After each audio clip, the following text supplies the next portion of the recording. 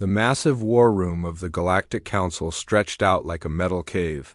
Hundreds of alien beings filled the curved seats that rose up from the center floor. The air buzzed with different languages and the sounds of creatures from across the galaxy. Some had scales that shimmered under the bright lights. Others had fur or skin that changed colors. A few floated in special suits filled with gas. At the center of it all stood Colonel Jake Morrison. He was the only human in the room. His dark green military uniform looked plain compared to the fancy armor and strange clothing worn by the aliens around him. Jake kept his face calm, but his hands were tight at his sides. He had been chosen to represent Earth in this meeting. The weight of his entire planet rested on his shoulders. General Vexstar walked to the front of the room. He was tall and thin with 4 arms and purple skin. His voice was deep and carried easily through the large space. "Today we welcome the newest member of the Galactic Defense Coalition," he announced. "The planet Earth and its human inhabitants." A low rumble of voices filled the room. Some aliens clicked their teeth, others made whistling sounds. Jake could tell they were not excited about having humans join their group. "Before we accept any new species into our ranks," General Vexstar continued, "we must understand their military capabilities. Colonel Morrison, please tell us about your warriors." Jake stepped forward. He had practiced this speech many times during his long journey to the galactic capital. "Humans have a long history of warfare," he began. "Our soldiers are trained to fight in any condition. They can march for days without rest. They carry wounded friends to safety, even when it means putting themselves in danger." A sound like breaking glass filled the room. The crystalline beings called the Helix were laughing. Their bodies looked like living diamonds, and when they found something funny, they made a sound like wind chimes in a storm. Commander Silktha stood up from her seat. She looked like a giant insect with 6 legs and arms that ended in sharp points. "Impossible," she said, her voice making a clicking sound. "No biological creature can fight for days without sleep. Your claims are clearly false." Jake felt his jaw tighten, but he kept his voice steady. "I can give you examples." Marine Don Murphy held off an entire enemy force by himself to save his squad. Pilot Lisa Carter flew her damaged ship through a meteor storm to deliver supplies to people who were trapped and running out of food. The room exploded with different kinds of laughter. The Vortens, who lived in atmospheric suits because they were made of gas, made a wheezing sound. The Krillians, who had tentacles instead of arms, slapped the floor with their limbs. Even the serious-looking Nexari, who had metal plates covering their bodies, made a low humming sound that Jake realized was their version of laughter. "Stories," said Captain Thorgrim, a being covered in thick fur with tusks like an elephant. "All species tell stories to make themselves feel brave. These are not real events." Jake's face grew red. "These are not stories. They are documented historical events. Every human child learns about them in school." "Myths and legends," General Vexstar interrupted, waving one of his 4 hands. "Primitive species always create fictional heroes to inspire their young. Your warriors are no doubt brave by your standards, but they are not capable of the feats you describe." More laughter filled the room. Jake felt his anger rising. These beings had never faced a real threat. They had technology that made war easy. They fought with machines and computers. They had never known what it meant to have only your training and your determination to keep you alive. "You think our heroes are made up?" Jake asked, his voice growing louder. "You think we create these stories to make ourselves feel better?" "Of course," said Commander Silktha. "It is what all young species do. You will learn to fight properly when you gain real experience in galactic warfare." Jake was about to respond when a voice spoke from the back of the room. It was quiet, but somehow everyone heard it clearly. "Perhaps we should listen to what the human has to say." Every alien in the room turned to look. Even Jake felt his breath catch in his throat. War Master Thankol was standing slowly from his seat in the highest row. He was ancient, even by galactic standards. His body looked like it was made of rock and metal. Scars covered every inch of his visible skin. Some were from energy weapons. Others were from claws and teeth. A few looked like they came from weapons that no longer existed. Thankul had fought in more battles than anyone alive. He had won wars that saved entire star systems. When he spoke, even the most powerful generals listened. He had earned his position through blood and sacrifice. Every being in the room respected him. "War Master," General Vextar said, bowing his head, "do you wish to address the assembly?" The old warrior began walking down the steps toward the center of the room. His movements were slow but steady. Jake could see that one of his legs was mechanical. His left arm had been replaced with a cybernetic limb. His face had a long scar that ran from his forehead to his chin. "In my long life," Thankul said, his voice rough like gravel, "I have fought alongside many species. I have seen courage in forms that would surprise you. I've also seen cowardice dressed up as wisdom." The room became completely silent. Jake could hear his own heartbeat. "The young human speaks of warriors who fight beyond their limits," Thankul continued. "Who sacrifice themselves for others, who refuse to surrender even when defeat is certain. These are not the claims of a primitive species. These are the words of a people who understand what war truly means." Commander Silktha shifted nervously in her seat. "War Master, surely you do not believe these exaggerated tales?" Thankul turned to look at her. His eyes were pale blue like ice. "I have seen things that would be called impossible by those who have never faced true danger. I have watched soldiers fight for days without rest. I have carried wounded comrades across hostile terrain. I have seen beings choose death over abandoning their duty." Jake felt a spark of hope, finally someone who understood. "But War Master," General Vextar said carefully, "the humans claim their ordinary soldiers can perform such feats. Surely only the most exceptional warriors are capable of such things." Thankul walked closer to Jake. The old warrior studied the human with eyes that had seen the rise and fall of civilizations.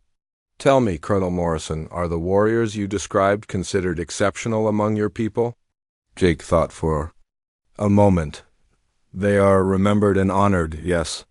But similar acts of courage happen in every conflict humans fight. Our history is full of ordinary people doing extraordinary things when they had to." "Ordinary people," Thankul repeated slowly. "Yes, that is what makes them remarkable." The room remained silent. Jake could feel the tension in the air. These beings had spent their entire lives believing that warfare was about technology and numbers.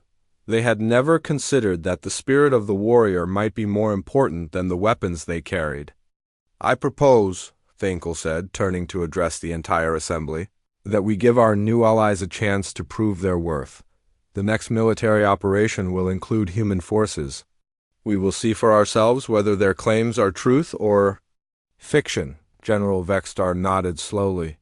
"Very well. The humans will be assigned to the next available mission. We will observe their performance and judge accordingly." Jake felt both excitement and fear. He knew that humans would not disappoint, but he also knew that this test would likely come at a high cost.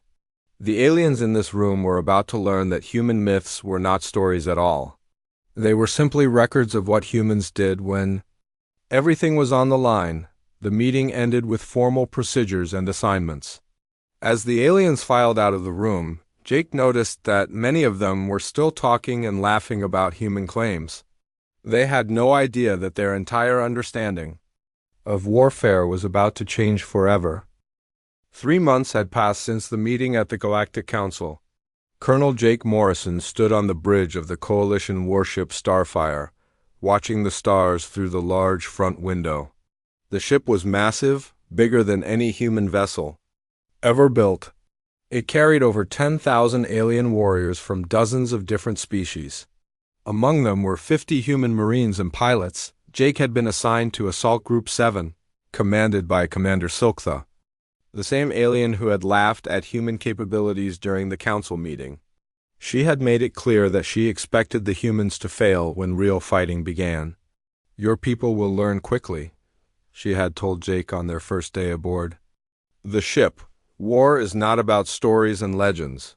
It is about training, technology, and following orders. When the shooting starts, we will see how brave your warriors really are. The human contingent was spread throughout the ship. Sergeant Ryan Hayes led the Marine squad. He was a quiet man from Colorado who had served in 3 previous conflicts. His team included 12 other Marines, all volunteers who had asked to be part of this mission.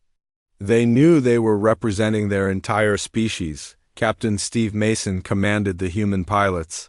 He was older than most of the other humans, with gray hair and lines around his eyes that came from years of staring into the darkness of space.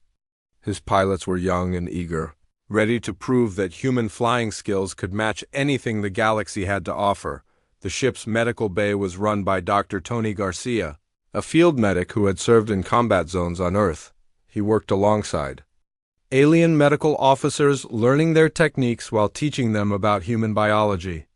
The aliens were surprised by how much punishment the human body could take and still keep fighting. The Coalition fleet was heading toward the Kepler sector, where their greatest enemy waited. The Void Swarm had been consuming star systems for over 2 years. They were not a traditional army, but a hive mind that turned everything they touched into part of their collective consciousness. Planets, ships, even living beings became extensions of their will. "This is not like any enemy you have faced," Commander Silkther explained during a briefing. "The swarm does not negotiate, it does not retreat.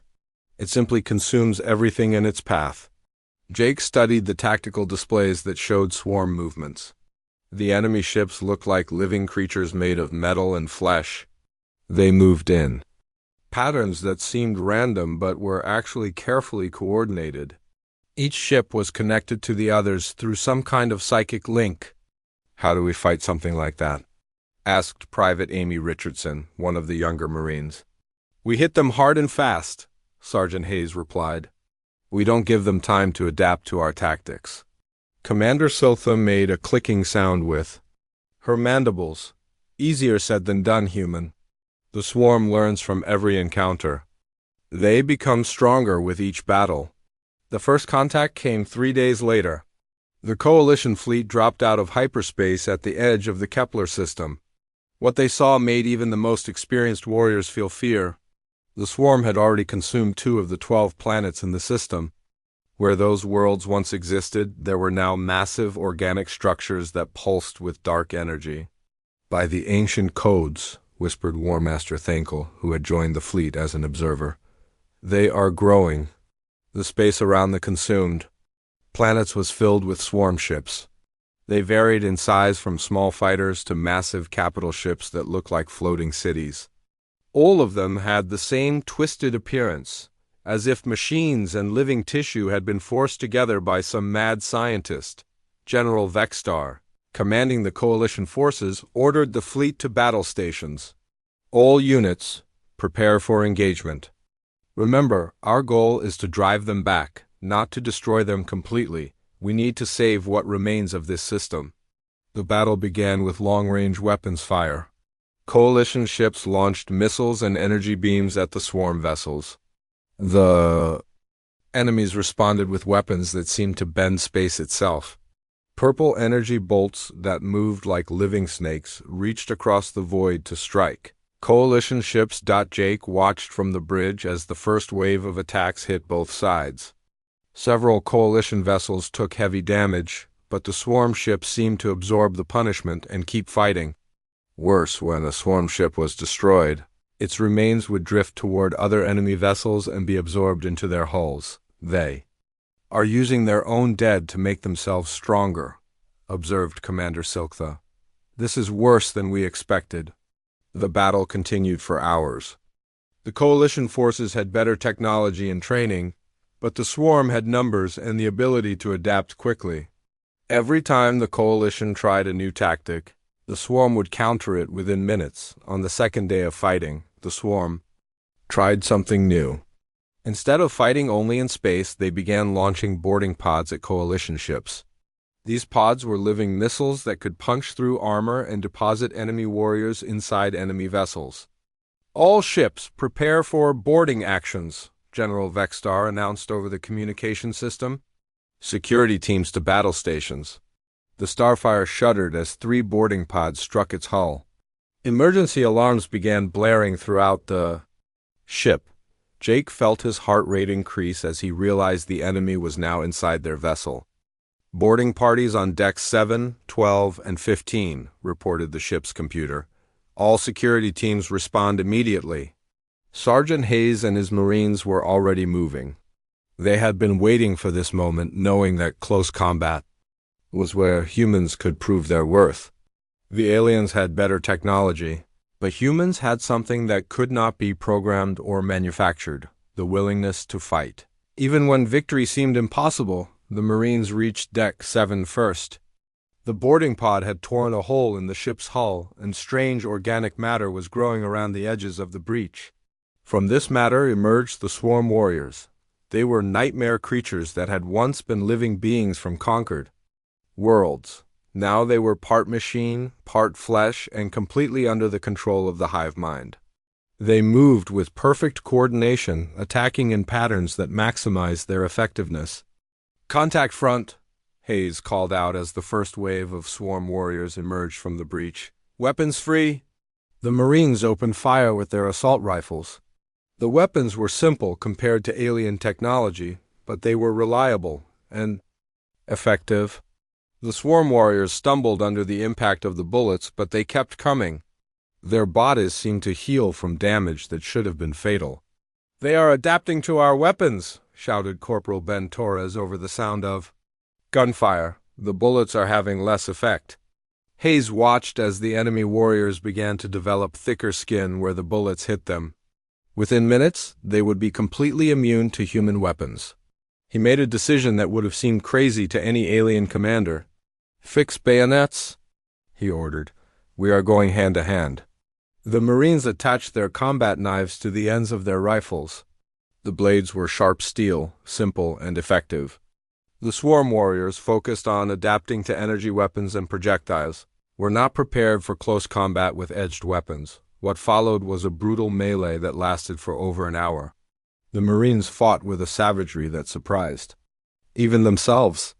They used their training, their teamwork, and their determination to hold the line against creatures that should have been unstoppable.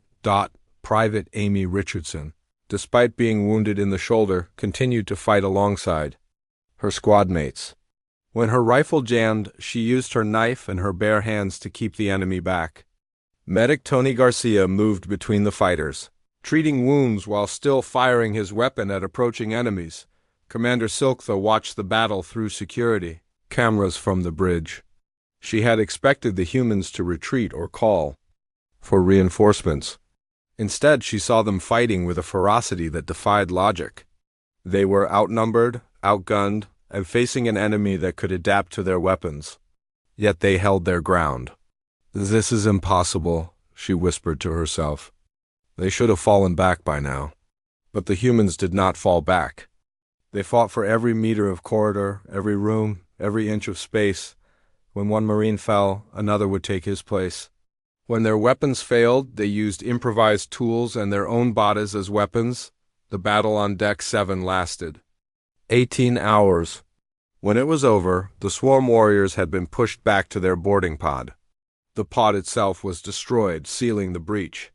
Of the 12 Marines who had started the fight, only 4 were still able to stand. But they had similar battles were fought on the other decks where boarding pods had landed. Human forces, vastly outnumbered, held their positions against enemies that seemed unstoppable. They fought not because they believed they could win, but because they believed their cause was worth dying for. As news of the human performance spread through the fleet, the alien commanders began to realize they had been wrong about these newcomers. The stories they had dismissed as myths were not exaggerations. They were simply examples of what humans did when everything was on the line. War Master Thankul, monitoring the battles from the Fleet Command Center, watched the tactical displays with growing amazement. He had seen courage in many forms during his long career, but he had never seen anything like this. The humans were not just fighting to survive. The battle for the Kepler sector entered its 3rd day. The Coalition fleet had managed to hold their position, but at a terrible cost. 7 ships had been destroyed and many more were badly damaged. The swarm seemed endless, with new vessels arriving to replace every one that was destroyed. On the bridge of the Starfire, tension filled the air like smoke. Commander Silktha studied the tactical displays with growing concern. The swarm was changing its tactics. Instead of the random attacks they had used before, the enemy was now focusing all their efforts on a single target, the coalition command. "Ship, they are learning," she said to her tactical officer. "They know that if they can destroy the command vessel, the entire fleet will fall apart." Colonel Jake Morrison stood beside her, watching the enemy ships move into position. The swarm had formed a massive formation that looked like a living arrow pointed directly at their ship. Hundreds of vessels moved together with perfect coordination, ready to strike. "How long until they reach us?" Jake asked. 6 hours, replied the tactical officer. "Maybe less if they increase speed," Jake nodded grimly. He had been expecting this moment. The swarm had tested coalition defenses for 3 days, learning their strengths and weaknesses. Now they were ready to deliver the killing blow. "All remaining human forces report to the command deck," Jake announced over the communication system. "We need to prepare for the final assault." The humans who answered his call were a battered group. Sergeant Ryan Hayes limped as he walked, his left leg wrapped in medical bandages. Several of his Marines showed signs of the brutal fighting they had endured. Private Amy Richardson had her arm in a sling, but she still carried her rifle. Medic Tony Garcia looked exhausted. Having worked for 3 days straight treating wounded soldiers, Captain Steve Mason arrived with his pilots. They had been flying continuous missions, barely getting time to sleep between battles. Their uniforms were stained with sweat and marked with burns from damaged cockpits, but their eyes still held the fierce determination that had carried them through the fighting. "The situation is simple," Jake told them. "The swarm is going to hit us with everything they have. If this ship falls, the entire fleet will be scattered. 12 planets and billions of lives depend on us holding this position." "Sir," said Sergeant Hayes, "we have 23 Marines left who can still fight. The pilots have 11 operational fighters. That is not much against what is coming." Jake looked at the faces around him. These people had already done more than anyone had a right to ask. They had fought for 3 days against impossible odds. They had proven that human courage was not a myth. Now he was asking them to make one more sacrifice. "I know what I am asking," he said quietly. "I know the odds. But I also know that if anyone can hold this ship, it is you. You have already shown the galaxy what humans are capable of. Now we need to show them what we do when everything is on the line." The Marines looked at each other. They had served together for years. They had trained together, fought together, and bled together. They did not need words to communicate their decision. They would stay. They would fight. They would hold the line, no matter the cost. "We will need to cover multiple attack points," Hayes said, studying the ship's layout. "The swarm will try to board us from several directions at once. My pilots can provide close air support," added Captain Mason. "We can use our fighters to hit the boarding pods before they reach the hull." Jake felt a surge of pride. These people understood what was at stake. They were not thinking about glory or medals. They were thinking about their duty and the lives depending on them. The attack began exactly when the tactical computers predicted. The swarm formation accelerated toward the coalition fleet, moving like a living spear through space. As they approached, smaller vessels broke off from the main group and headed directly for the command ship. "Here they come," announced the ship's computer. Boarding pods launching from multiple enemy vessels. Captain Mason and his pilots launched.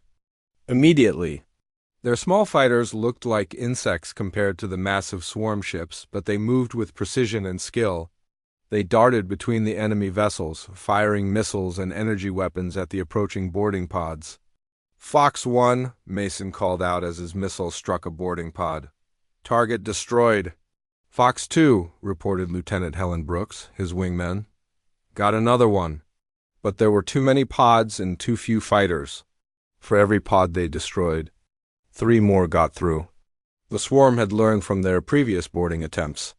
This time they were sending overwhelming numbers. The first pod struck the hull of the Starfire with tremendous force.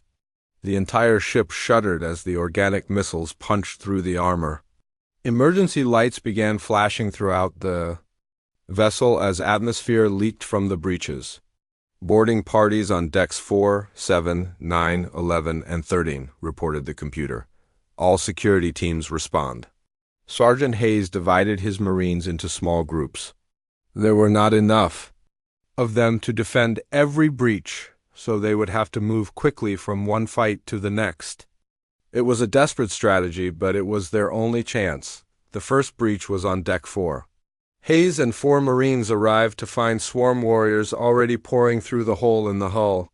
These creatures looked different from the ones they had fought before. They were larger, more heavily armored, and moved with even greater coordination. "They have adapted," Hayes said grimly. "They know how we fight now." The Marines opened fire, but their bullets had less effect than before. The swarm warriors had developed thicker skin and better armor. They advanced steadily, forcing the humans to give ground. "Fall back to the next corridor," Hayes ordered.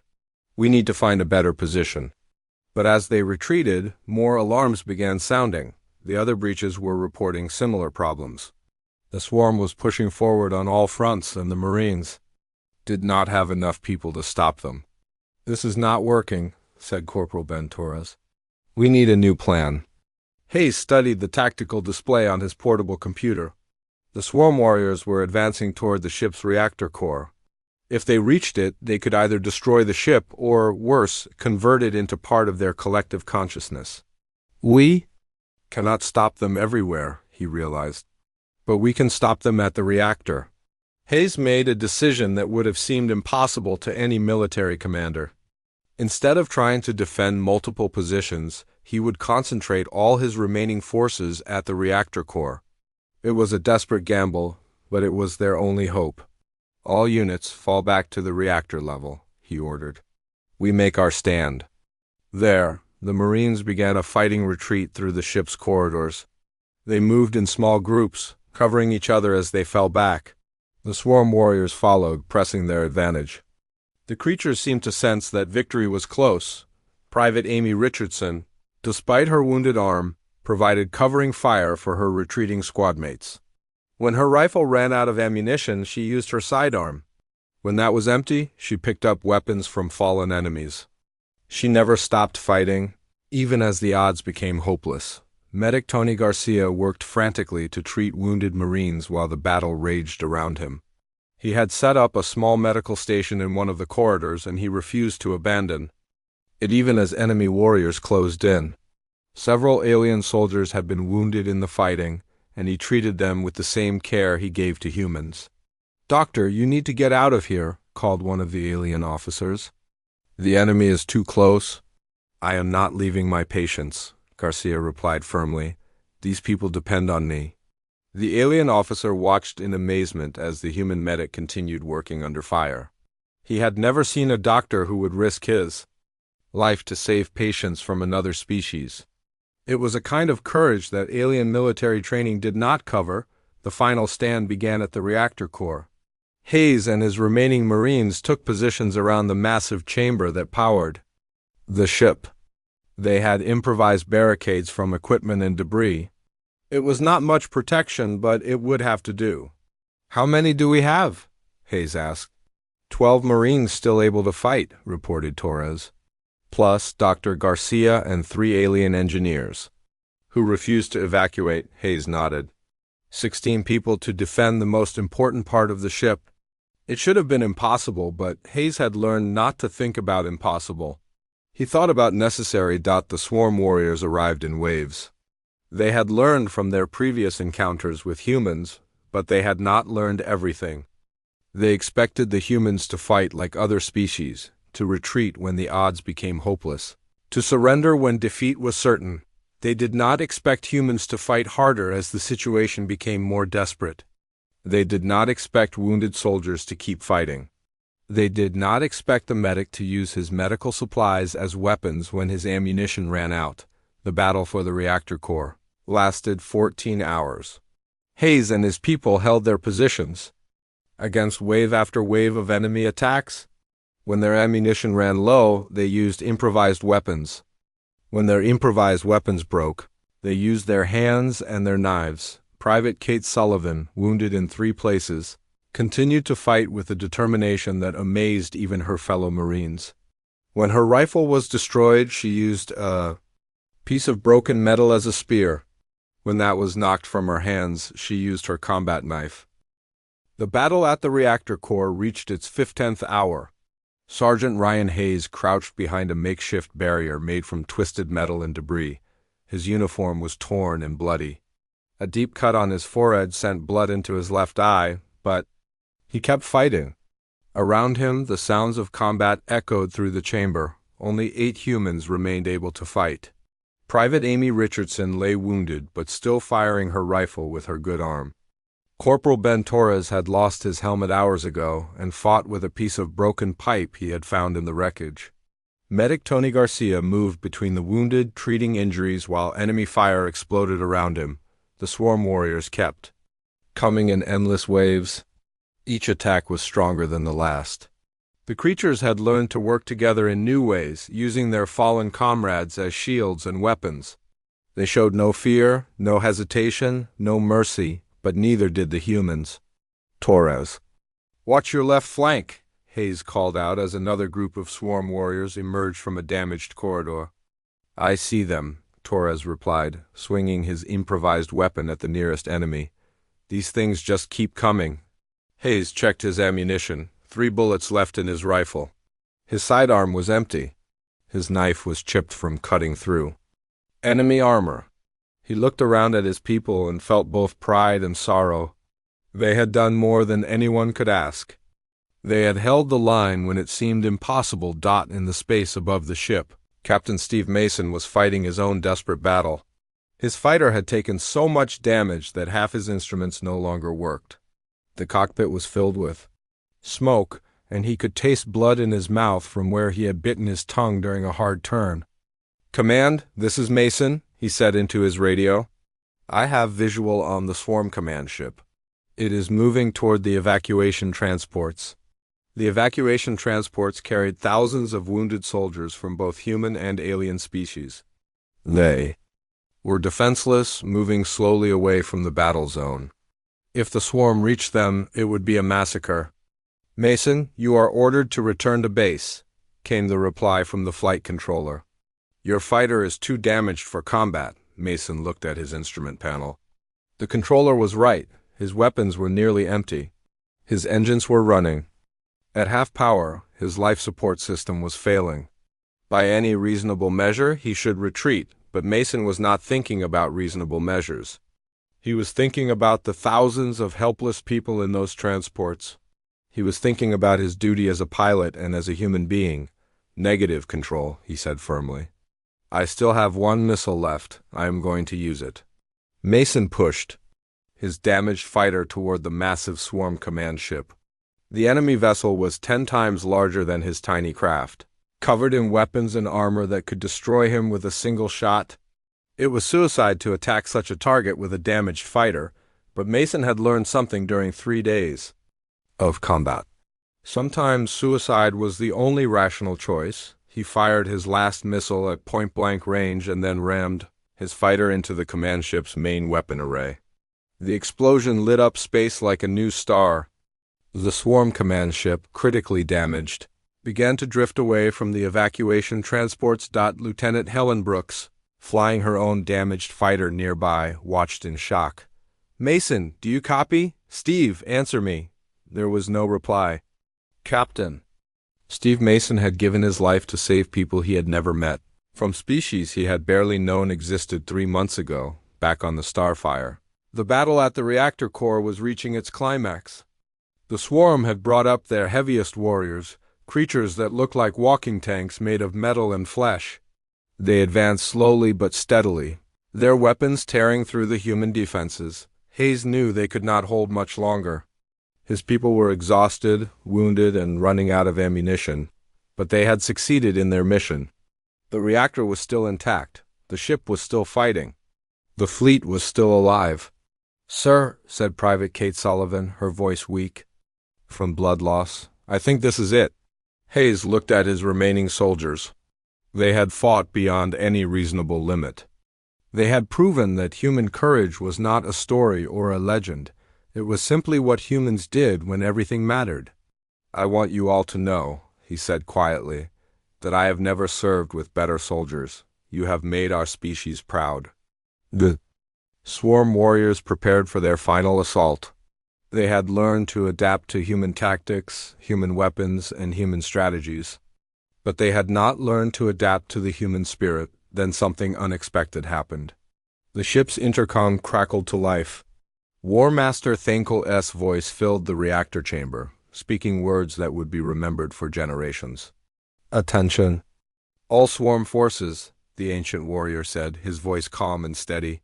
"This is War Master Thankel of the Galactic Coalition. I am speaking directly to your collective consciousness." The swarm warriors stopped moving. For the first time in the entire battle, they seemed confused. "You have fought these humans for days," Thankel continued. "You have adapted to their weapons, their tactics, their technology, but you have not understood what you are fighting. These are not ordinary soldiers. These are warriors who fight not for conquest or glory, but for the protection of others." Hayes and his Marines looked at each other in surprise. What was the War Master doing? "You seek to consume all life in the galaxy," Thankel said. "But you cannot consume what makes these humans special. You cannot absorb their courage. You cannot adapt to their willingness to sacrifice everything for others. You cannot learn to be human." The swarm warriors began to move again, but something had changed. They seemed less coordinated, less certain.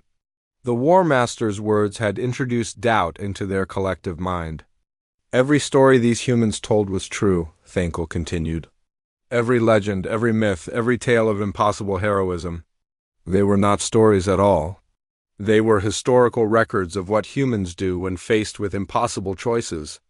On the bridge, Commander Sokta listened in amazement. She had mocked human stories just months ago. Now she was watching those stories come to life before her eyes. Navigator Helen Brooks, her fighter badly damaged, refused orders to retreat.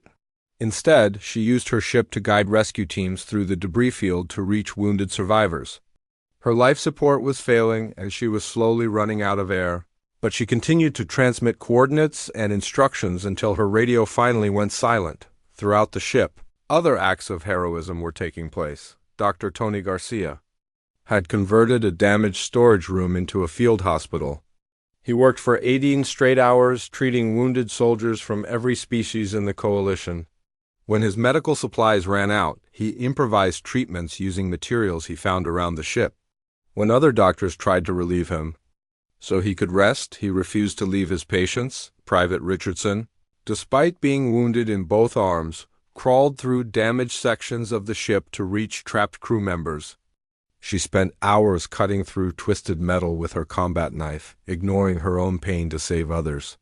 When rescue teams finally reached her position, they found her unconscious but still holding the knife, having worked until her body could not continue. These stories spread throughout the coalition fleet. Alien officers who had dismissed human capabilities began to understand that they had been witnessing something extraordinary. These were not exceptional humans performing unusual acts. These were ordinary humans doing what humans did when others needed them. War-Master Thankel finished his broadcast with words that would become famous throughout the galaxy. "To all coalition forces, observe and learn. To all swarm forces, understand what you face. These humans do not fight like other species. They do not retreat when wounded. They do not surrender when outnumbered. They do not abandon their duties when death seems certain. This is not because they are fearless. It is because they have something worth dying for." The effect of his words was immediate. Throughout the fleet, alien soldiers began to fight with new determination.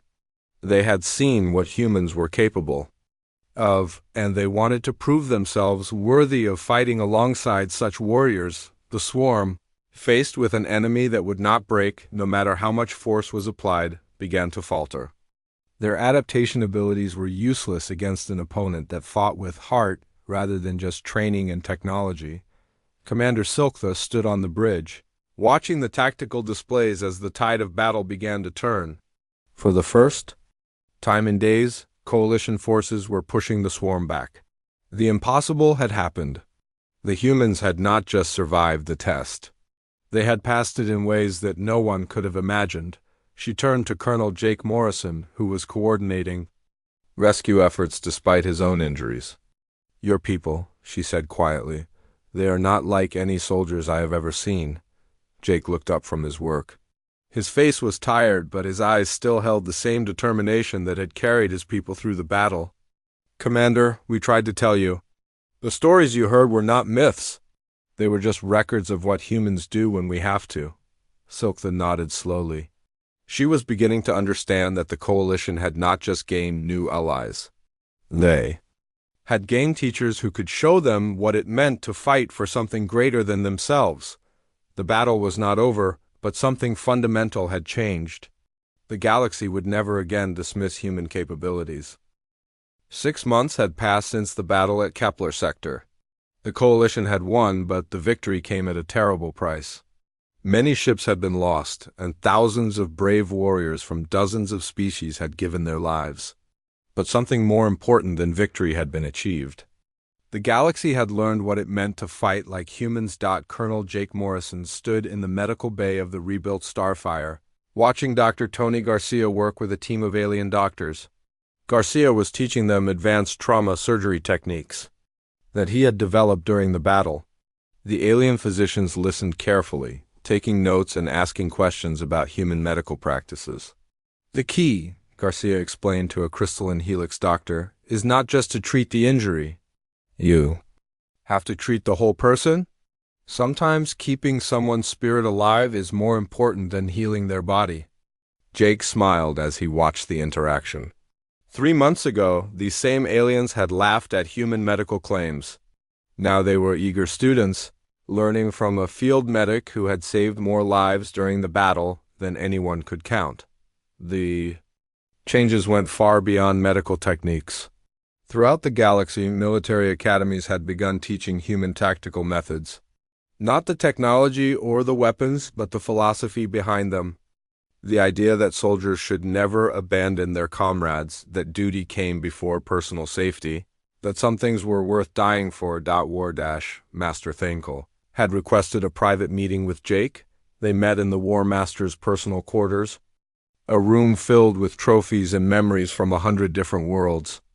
The ancient warrior moved slowly, his mechanical leg making soft clicking sounds on the metal floor. "I owe you an apology," Thankle said as they sat down. "When your people first joined the coalition, I thought I understood what courage meant." "I was wrong," Jake shook his head. "You were the only one who believed in us from the beginning. You gave us a chance to prove ourselves." "No," the War Master replied firmly. "I gave you a chance to fail. I expected you to fight bravely and die heroically. I never expected you to win through sheer determination. I never expected you to inspire an entire galaxy to fight better." Through the window, they could see the construction yards where new ships were being built.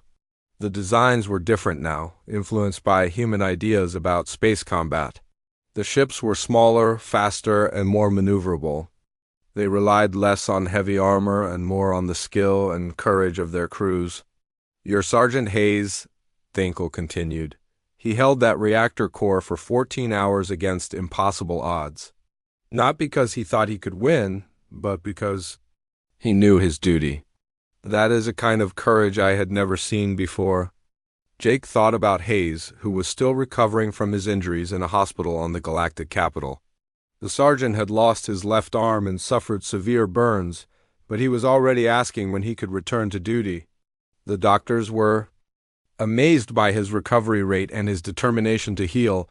"Hayes would tell you he was just doing his job," Jake said. "All of our people would say the same thing. We do not think of ourselves as heroes." "That is exactly what makes you heroes," Thankle replied. "True courage is not the absence of fear. It is doing what needs to be done despite being afraid." The War Master stood and walked to a display case that held his most treasured possessions. Among them was a simple combat knife, its blade nicked and scarred from use. He picked it up carefully and handed it to Jake. "This belonged to Private Kate Sullivan," he said quietly. "She used it to fight for 6 hours after her rifle was destroyed. The blade is chipped because she used it to cut through enemy armor. I want you to have it." Jake took the knife reverently. Kate Sullivan had survived the battle but lost her right eye and suffered permanent nerve damage to her hand. She was learning to fight left-handed, refusing to accept medical retirement. The knife felt heavy in his hands, weighted with the memory of her sacrifice. "Why are you giving this to me?" Jake asked. "Because it represents something that cannot be taught in any academy," Thankle replied. "The willingness to fight beyond the point where fighting makes sense. Every young warrior in the galaxy should see this knife and understand what it means."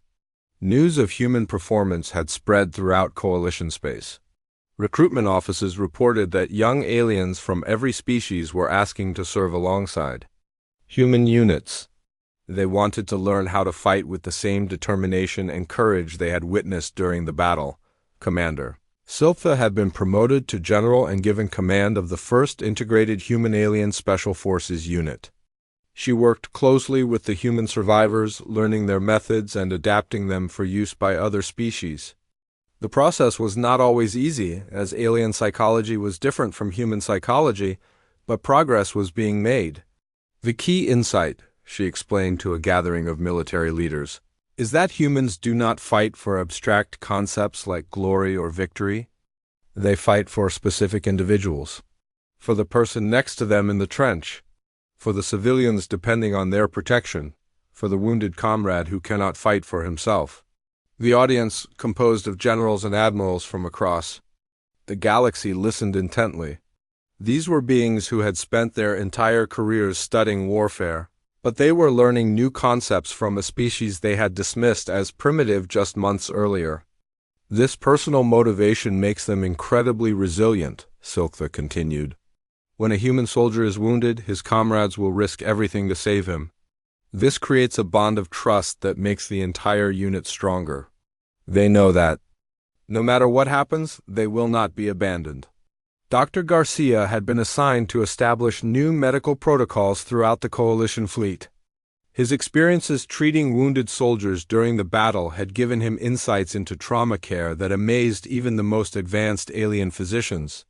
"Pain is not just physical," he explained to a group of medical officers. "When someone is hurt in battle, they are also dealing with fear, confusion, and worry about their comrades. If you treat only the physical injury, you are not really healing the patient." The alien doctors took careful notes as Garcia demonstrated techniques for providing emotional support during medical treatment. They were learning that human medicine was as much about compassion as it was about technology. Private Amy Richardson had been assigned to train alien soldiers in close-quarters combat. Despite her injured arm, which had healed but left her with limited mobility, she was an effective instructor. Her students were amazed by her ability to fight despite her disability. "The enemy will try to make you think you are defeated," she told a class of young Krillian warriors. "They will wound you, exhaust you, and overwhelm you.